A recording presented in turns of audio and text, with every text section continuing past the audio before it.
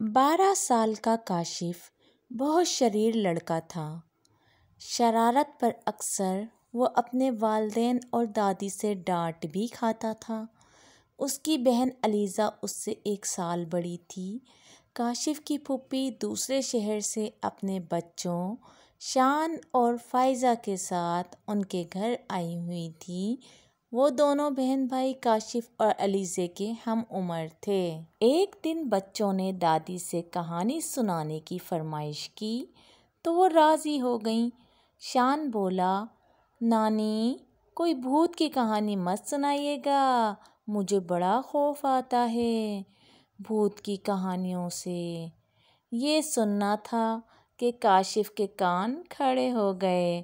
ایک شرارتی مسکراہٹ اس کے لبوں پر اور آنکھوں میں ایک چمک آ گئی۔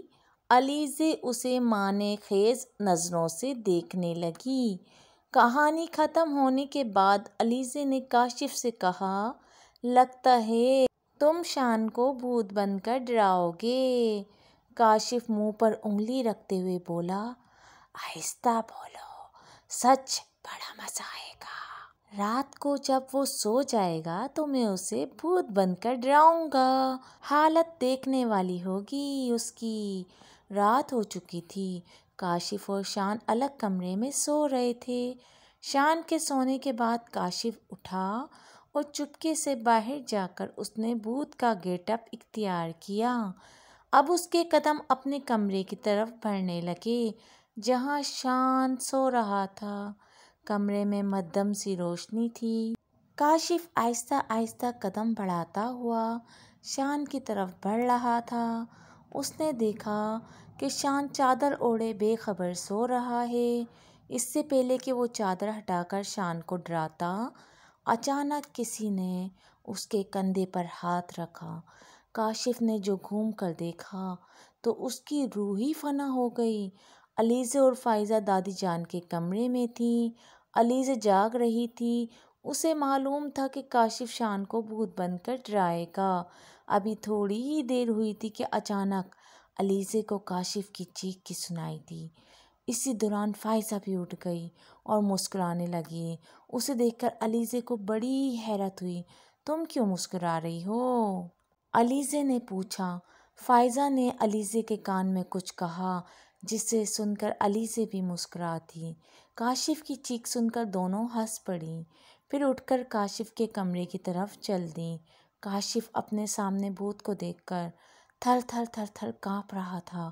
اچانک کمرے کی لائٹ چلی تو علیزہ اور فائزہ نے دیکھا کہ کھڑکی میں سے کالے رنگ کی کوئی چیز نیچے گری ہے۔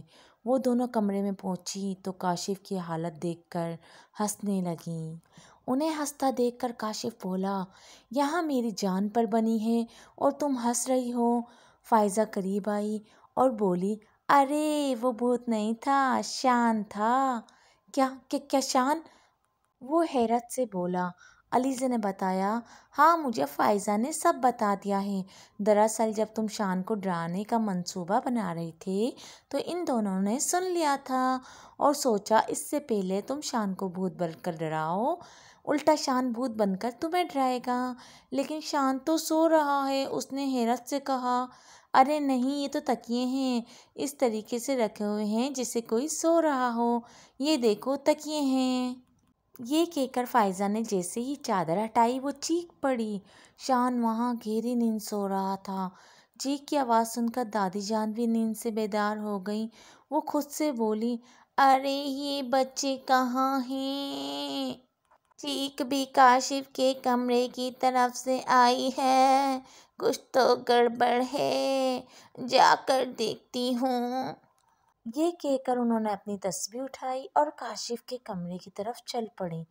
اگر شان سو رہا ہے تو پھر وہ کون تھا جو فوراً ہی غائب ہو گیا تھا؟ علیزہ نے خوف زدہ ہو کر کہا۔ اسی دوران شان بھی آنکھیں ملتا ہوا کھڑا ہو گیا اور پوچھا، یہ کاشف بھوت بنا کیوں کھڑا ہے؟ فائزہ نے کہا، کس قدر بے خبر سوتے ہو؟ بھائی اس قدر شور میں بھی آنکھ نہیں کھلی۔ شان نے کہا، ارے مجھے لگا کہ یہ شور خواب میں ہو رہا ہے۔ اب کاشف کی سمجھ میں آیا کہ وہ اصلی ہی بھوت تھا۔ اسی دوران گھر کے باقی لوگ بھی اٹھ کر کاشف کے کمرے کی طرف آ گئے اور انہیں بھی ساری صورتحال کا علم ہو گیا۔ کاشف کے ابو نے کہا، کہو برخوردار، اب کوئی شرارت کرو گے؟ اصلی بھوت تمہیں شرارتوں کی سزا دینے آیا تھا، لیکن علیزہ اور فائزہ کے آنے سے وہ غائب ہو گیا۔ اب کوئی شرارت نہ کرنا۔ کاشف اپنے کانوں کے ہاتھ لگا کر بولا، میری توبہ ہے جو میں نے آئندہ کوئی شرارت کی ہو۔ دادی بولی، ہماری بات تو مانتے نہیں تھے، بھوت کی بات فوراً مان لی۔ اچانک شان چیخا، بھوت! کہاں ہے کہاں ہے کہاں ہے؟ یہ کہہ کر کاشف خوف سے کانپنے لگا۔ اسے کانپتا دیکھ کر شان زور زور سے ہنسنے لگا، ہا ہا ہا ہا ہا ہا ہا ہا۔ یہ اب تک پتہ نہیں چل سکا کہ غائب ہونے والا اصلی بھوت تھا یا کوئی تیسرا کردار تھا۔ اگر آپ کو یہ اسٹوری اچھی لگی ہے تو چینل کو سبسکرائب کریں، ویڈیو کو لائک کریں۔